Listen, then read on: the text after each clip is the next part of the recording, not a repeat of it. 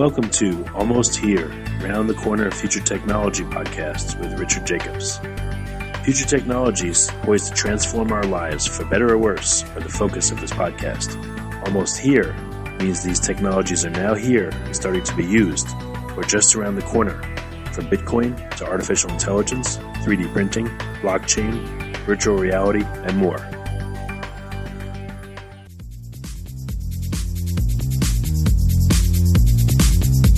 Coming to Dallas, Texas, September 14th, 15th, and 16th, 2018, the Blockchain and Future Tech Expo. This is going to be a gigantic conference of over 5,000 people. We're going to be talking about blockchain and its applications. We're going to be talking about quantum computing, cybersecurity, artificial intelligence, and several other future technologies that are poised to and actually changing our lives as we speak. Here's why you should attend. As you may know, early adopters are the ones that investigated and profited from things like the gold rush in the 1800s, from the dot-com boom in the 1990s, from the internet boom in 2005, from the smartphone explosion in 2007, from the real estate boom that ended in 2008, and of course, from the Bitcoin boom that started in 2012. Early adopters act now. They don't wait till later. They go out west first. In their covered wagons, they find the biggest gold nuggets. If you consider yourself an early adopter and you want to find the biggest nuggets, then you owe it to yourself to attend this upcoming conference. Blockchain is going to affect how we control and store our medical data, how we send money around the world, how we bank, and more. But artificial intelligence, quantum computing, and cybersecurity will play a pivotal role in our lives as well. And that's why our next event, September 14th to the 16th at the Dallas Convention Center, is going to have not only 5,000 plus attendees, but will showcase blockchain, AI, cybersecurity, quantum computing, and more. You want to get in on the coming gold rush of future tech and opportunity as an early adopter. Don't be left out. To register, go to bftexpo.com. That's blockchainfuturetechexpo.com. Thank you. Hello, this is Richard Jacobs with Future Tech Podcast. My guest today is Brian Sweeney, a consultant on IBM's blockchain solutions. Brian, how you doing? I'm doing pretty good. How are you? Doing all right. Yeah, thank you. So let people know. So I don't have it in my notes, and this is my fault here. Do you actually work for IBM, or are you a certified consultant that uses the solutions that IBM has created blockchain-wise and apply that to clients? So I work for IBM, and then we are hired in a consulting capacity by other companies to teach them about blockchain generally.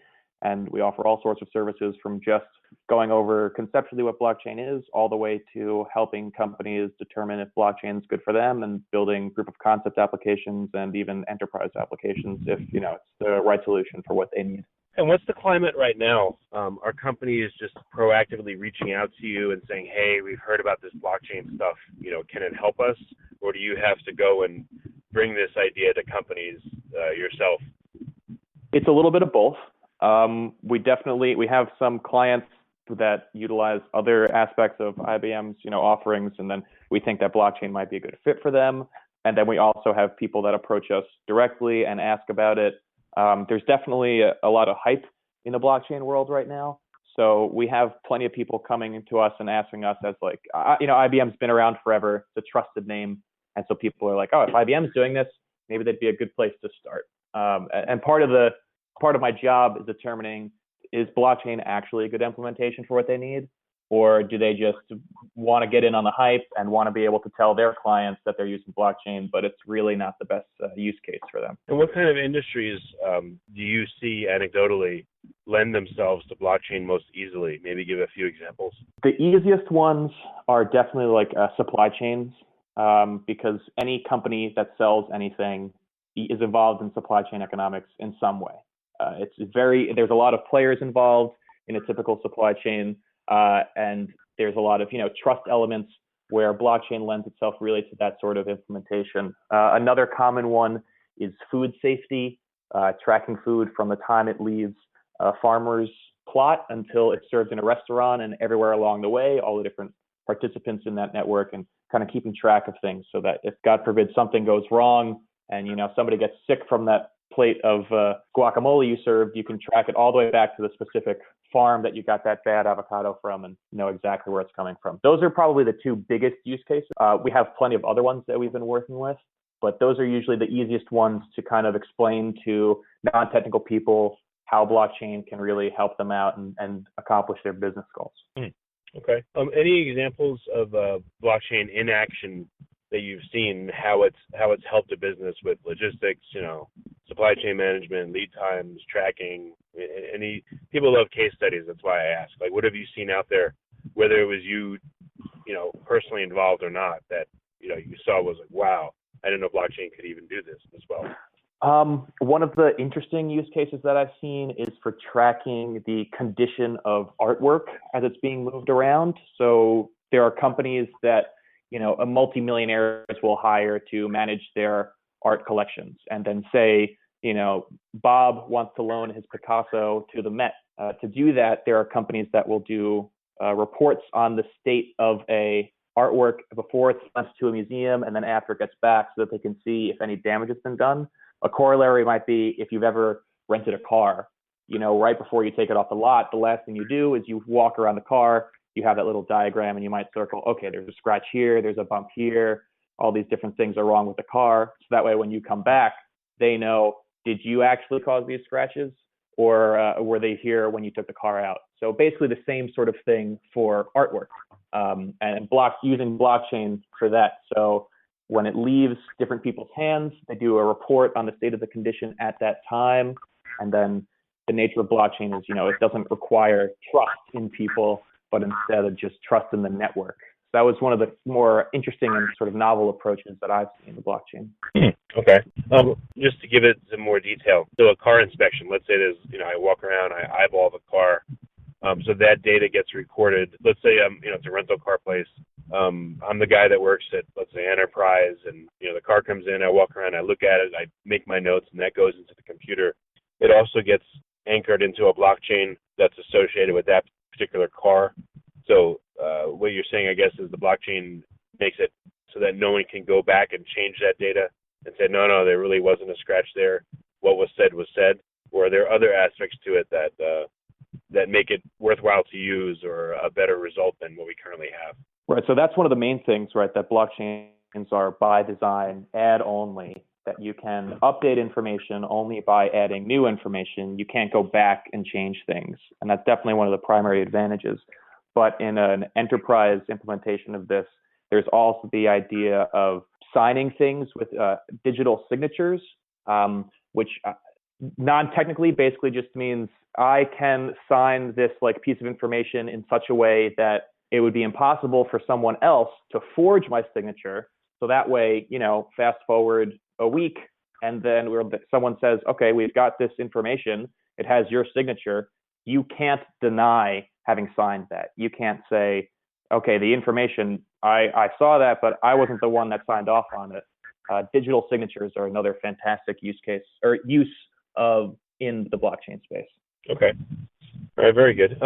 Is there a way to take it even further? Have a camera record the car and do the walk around, and that gets anchored onto the blockchain as well. So definitely, then it's not only that it's immutable, but it's not even a person saying yes or no, or this is what I saw with my eye. It's like a third party or a machine that does it. Yeah, 100%.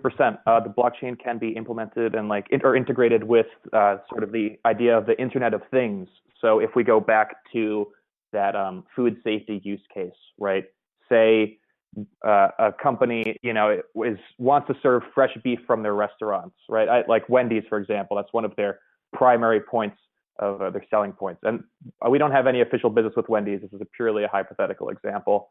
But you could attach temperature sensors to the trucks that are transporting the meat from the processing plant to the Wendy's restaurants, and then do it in such a way so that if the temperature of the truck at any point goes over a certain amount and the meat has to get downgraded in value, it could automatically be added to the blockchain. So that way there's nobody who has direct access to that information to add it themselves, and it's just the machines, either the temperature is correct or it isn't. And if it isn't, it, boom, instantly gets added onto the blockchain in an immutable way that nobody could fake or forge. Any reservations that companies or people or system owners have about this? What are their fears? I mean, it sounds like it's all positive, but what have you run into? What obstacles? Public education and just understanding exactly what blockchain is probably the biggest one. In the blockchain generally, you could understand it as sort of a network of trust. And so people trusting a computer network and trusting math instead of trusting a person or an organization might at face value seem like an obvious decision. But to people who have, forged business relationships over the past 20 years, they feel much more comfortable trusting what John at company A says over what some fancy computer program tells them is the truth, right? So explaining to people how exactly the system works and why you should trust this system instead of some sort of centralized person or organization is probably the biggest stumbling block that we have. Just general education about how the system works and why it's better. Okay. Do you see between industries or amongst industries, what do they express as their needs, and what do you see as a consultant as their needs? Do the two match up, or are you saying that they need X, Y, Z and they think it's ABC? Is there any mismatch there or miscommunication? Generally, we'll meet with the companies and they'll walk through what their business processes are, and then we will figure out if it's a good match or not. Sometimes the most common thing that happens when a company will approach us and then we'll end up saying no is when we basically figure out that they just want a fancy database. If it's going to be used, just entirely in-house, it might not be the best implementation of the blockchain technology. And, there is a lot of hype surrounding it right now. And blockchain isn't a brand per se, but using it incorrectly and not in the best ways kind of, dilutes the brand value, so to speak, and makes it meaningless if you're just using it so that it's not taking advantage of all the things that it offers you, right? So the biggest thing that we want is if you can find a network that involves multiple parties, different companies usually, or maybe even within a single company, but different, organizational structures, that's the best way to find a blockchain use case. If you can find that network where there's these people talking to one another and there's some element of trust that blockchain can kind of take over from that, that's really the gold standard for what we're looking for. Okay, gotcha. And IBM uses what? Hyperledger? It's a permissioned blockchain to accomplish this, or are there different blockchains that are used for different applications? Right. So IBM primarily uses the Hyperledger framework, which is not owned by IBM. It's an open source permissioned blockchain, which IBM does contribute to, but we don't own it in any way. I think it's organized through the Linux Foundation. And to some people, the concept of a permissioned blockchain kind of seems to defeat the purpose of blockchains generally, because in the most common blockchain is Bitcoin, right? And the whole idea behind that for a lot of people is like anonymity, and the way that consensus works is it's competing, and you don't have to trust that when someone makes a transaction that it's actually true, but you don't have to trust them when they make a transaction. You can instead just trust the network and the proof of work protocol for making sure that consensus adds up in that way. But in a permissioned blockchain, it's not anonymity that you want, right? These companies are working with partners that they know exist, that are known actors. And so only specific people are allowed to add transactions, and they do it with digital signatures in such a way that they can't say that it wasn't them making those transactions. So that's basically the idea of a permissioned blockchain. There isn't a consensus mechanism in the same way that there is, like proof of work or proof of stake. It's mostly just known actors participating on the network together. We can do implementations of things like voting and allowing only transactions that receive a certain amount of votes to go through, sort of an implementation of pseudo smart contracts, if that's kind of what your business case needs. But generally, it's that we use the permissioned blockchain system where known actors make transactions and you can see who did what when, instead of Bitcoin, pseudo-anonymous transactions, or Monero or Zcash, like purely anonymous transactions, where it'd be extremely difficult / functionally impossible to figure out who did what. You can figure out when things happen, but you might not know who the participants were. We don't want that in an enterprise solution, right? Because the whole idea is accountability. So if we're doing the supply chain example and we're shipping 10 computers from a store or from a manufacturer to a distributor, and somewhere along the way, 3 fall off the truck, we want to know where in that transaction, where in that supply chain did that happen? Where were there less? Who was in charge of it when that happened? And that conflict resolution, allowing that to happen instantaneously, relies on knowing who's participating in the network. Yeah, I guess what we have now is that, in any system, there's dozens or hundreds of people that contribute to the data in it. Some or all of them could be compromised, but in a permission blockchain, at least, you have a few known actors, and like you said, with digital signatures, they can't say they never authorized or signed something. So it takes a huge step forward, I would think. Definitely. It doesn't necessarily need to be, completely supposedly trustless or like Bitcoin. I mean, this is plenty good enough for most systems, right? Exactly. And one of the advantages is on our networks, you can have private channels.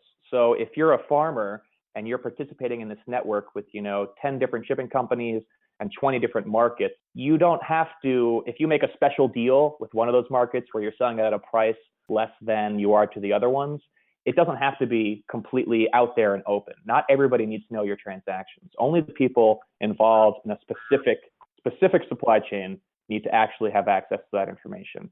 So that allows you to have private communication, right? If I'm offering Brussels sprouts at $10 a bushel to generally, and then I make a special deal for $5 a bushel with, market A, I can have that on the blockchain and in such a way so that we can see that, but the other 19 markets wouldn't be able to say, hey, you're offering them a special deal, why can't you do that with me? So it's sort of this combination of privacy and anonymity, or not anonymity, but privacy and then public access, hybrid. Gotcha. Any ballpark? I know it depends completely on the solution, but how long does it take to put these solutions in place? Anticipated cost savings, cost benefit analysis. Any figures you can put out, even generic ones that from some of the cases you worked on or some of the results you've got? Generally, for a more simple implementation, from ideation to building a proof of concept might take 2 months.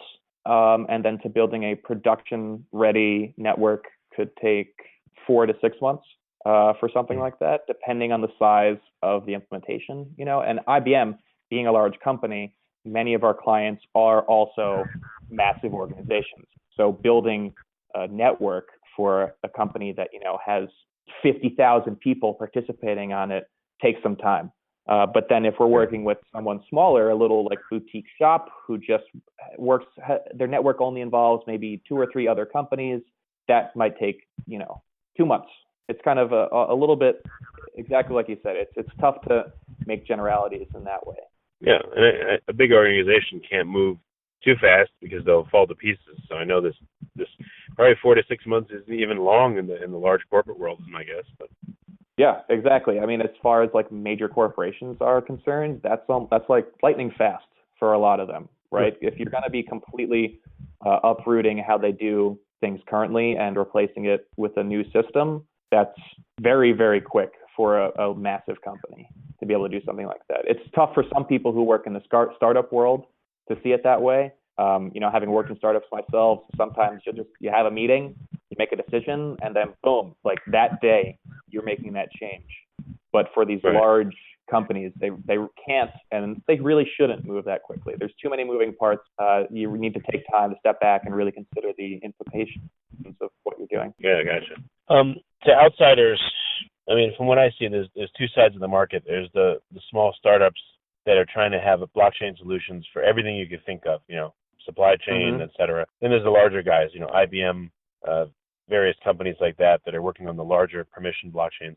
It seems like the larger ones are ahead of the race, and they're actually out there and implementing these solutions. What do you see from the inside? How far along are we? What percentage of adoption or penetration has blockchain achieved, with large institutions? And where do you think it's going to get to this year? We are just starting to scratch the surface. The larger companies have the significant advantage of having things like funding and a built-in client network. A startup might be able to be agile and adjust quickly as ideas change, but a company's, like FedEx, for example, is not going to trust some small little startup with their supply chain, or package tracking, whereas IBM already has that institutional memory and that reputation where it can kind of go out there and bring in these clients. That's what I see as the primary advantage. It also has, a giant network of engineers already that it could create a team. We're relatively new. The blockchain team at IBM is about a year old, and we're growing at an absurd pace. We're hiring people all the time, and we recognize that not a lot of experts are out there, that we're mostly hiring developers who have experience all over the place and maybe just understand blockchain conceptually, figuring like we can teach them how to do it. There's the institution has the time and the money and the resources to train people up, whereas smaller companies might not be able to afford that. As far as what the market penetration is right now, I couldn't even begin to hazard a guess at numbers, but we're just at the cusp. We're at the very beginning. Most of the people that we meet with, it's their first time even really hearing about blockchain. They probably have heard of they might have, I wouldn't even say probably, they might have heard of Bitcoin, and explaining why this has nothing to do with cryptocurrencies, even though they're built on the same technology, is usually one of the first kind of discussions that we have. And, implementing blockchain does not mean that you have to accept Bitcoin for your services, that kind of thing. Where is it going? I mean, I hate to contribute to the hype, but I really am one of those people that thinks that over the next 5 years, 10 years, blockchain is going to influence everything that we possibly do. Much in the same way that today you can go on Google and get access to any kind of information. In the next 5 years, you're going to be able to do basically the same function, but searching for truth, right? For validity, for finding out whether or not something is accurate, not just, you're not just getting access to some sort of database. And it's difficult now to think of all the possible implications, much in the same way it would be impossible to explain things like Facebook to someone in 1997. And that's kind of where I see blockchain technology as right now. I think we're in 1995, 1996 for the internet comparatively, right? So there's some stability there. There's been some proven use cases out there. Companies are just now starting to kind of come around and figuring out, okay, maybe we can actually use this, and this isn't just something that's, going to go off into the wind. Right. And, people are starting to get excited about it. I think I'm hesitant to say we're at a tipping point, but I think if we're not right now, it's approaching, where there's going to kind of be this waterfall of blockchain technology. And for 90% of the population, they probably won't even really notice. It's just going to be, they'll have access to services that they didn't have access to before. But in the tech world, as a developer, it's definitely going to be something that is just going to become more and more a part of your life. And much in the same way that web development now is a major industry for aspiring developers, blockchain as a network and as a technology is going to become a major thing that these people should be aware of. And you said people won't notice for the most part. And I agree. It's the machinery, behind the wall that runs things. What will they notice? What do you think that, you as like a regular consumer or me or, the public, what will they notice in the next 5 or 6 years? What do you think will change in their lives? I think it's just access to new services. So for some people, it might be difficult to remember a time before the ability to track packages on the internet. But if you can remember the first time you were able to get the shipping information for your FedEx package, and you could see it going from one place to another, and how that was just the most amazing thing you could ever do. This is fantastic. And then you had things like doing online banking once people started to trust it. And then you had Amazon and eBay and all these sorts of things. I think that that's going to be a similar sort of thing for the services that blockchain enables, right? So as like I said earlier, instead of querying for information, querying for trust. So if you're buying a house, right, you don't have to now hire a title insurance company to do all this research. Has this house ever been flooded? Is this house zoned correctly? Are the people that own the house actually the people that own the house? That kind of industry might not even exist anymore. And instead, you'll just have a publicly accessible database of real estate transactions that you can go onto, and you can see in this verifiable, secure way all this information about the properties that you're buying. That's one possible implementation right there that, I'm not going to say everybody buys a house, but a lot of people are buying and selling properties, and the ability to give access to that information freely and openly is going to save time. It's going to save money.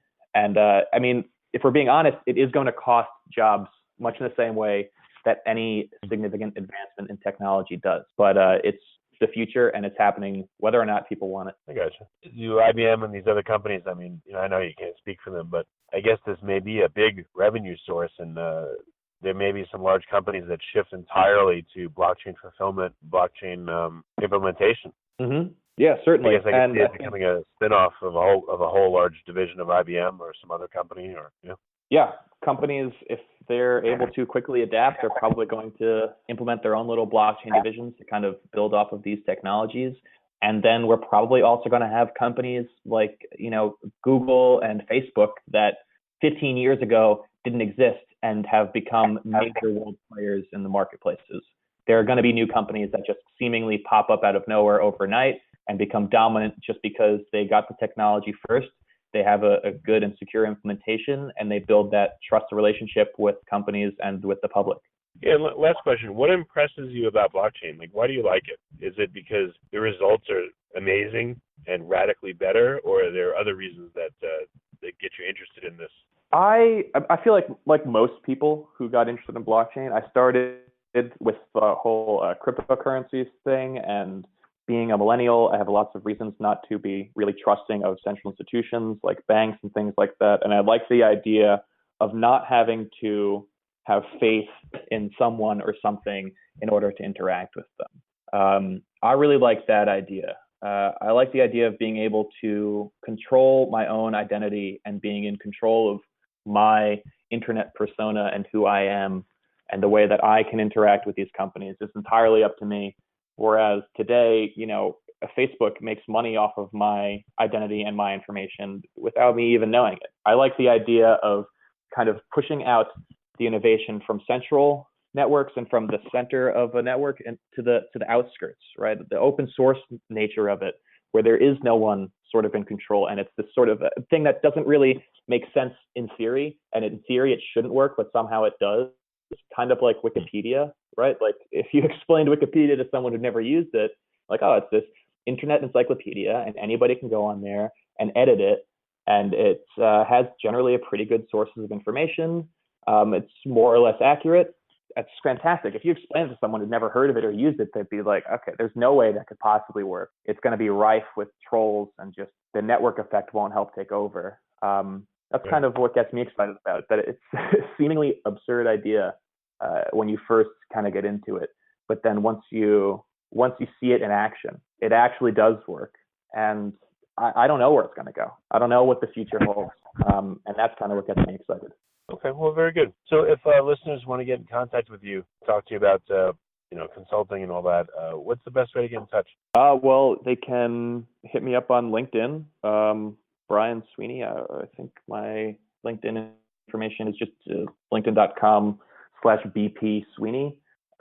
Feel free to shoot me an email at my IBM email address, brian.sweeney@ibm.com. Brian with an I, Sweeney with an EY at the end. And I'm happy to talk about this in a professional context, casually. It's my life's work. Not really, but it's what I do right now. It's very exciting to me, and I'm happy to kind of just share the love, share the knowledge as much as I can. All right, that's great, Brian. I appreciate you coming on the podcast. Thank you. No problem. Thank you.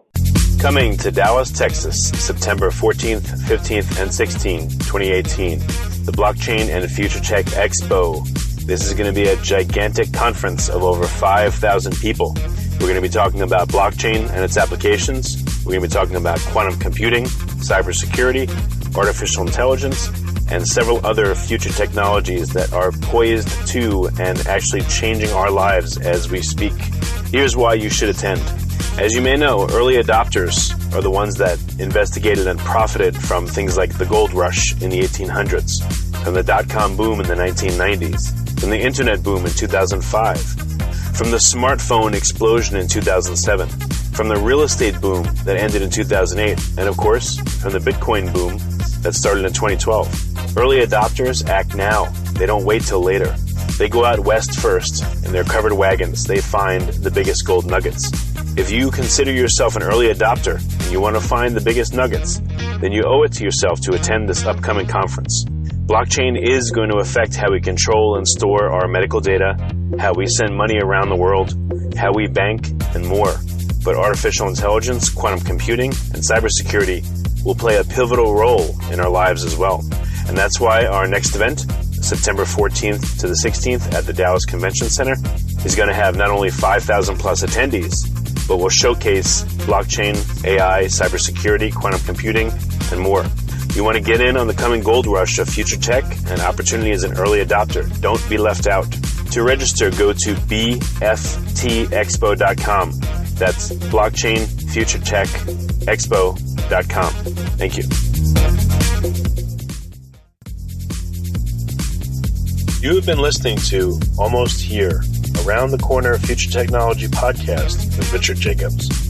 Subscribe to this podcast, post a review to discover more future technologies that are poised to transform our lives for better or worse, such as Bitcoin, artificial intelligence, 3D printing, blockchain, virtual reality, and more.